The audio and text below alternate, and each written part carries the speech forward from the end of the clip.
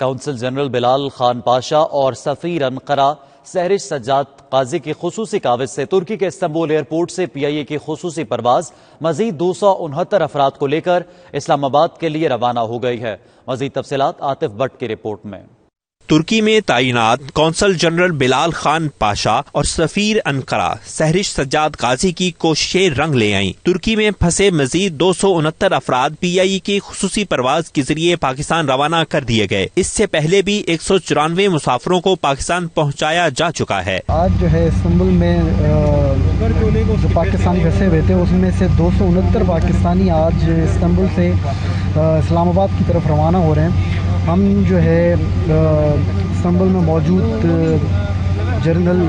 Counsellor general بلال پاشا اور 92 channel کے بہت مشہور ہیں کہ جن کی کاوشوں کے ذریعے یہ آج پاسبل ہوا۔ پاکستانی کونسلیٹ کی ٹیم نے تمام افراد کو باحفاظت ایئرپورٹ پہنچایا اور امیگریشن کے معاملات کو کلیئر کروایا۔ ان میں سے بیشتر افراد کو پاکستانی کونسلیٹ کی طرف سے ہوٹلوں میں ٹھہرایا گیا تھا اور ان کی تمام ضروریات کا خیال رکھا گیا تھا۔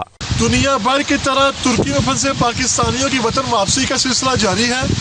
ان پاکستانیوں کو سفارت خانے کی طرف سے ہر ممکن مدد فراہم کی گئی، جبکہ مقامی فلاحی تنظیموں نے بھی مکمل طور پر سپورٹ کیا۔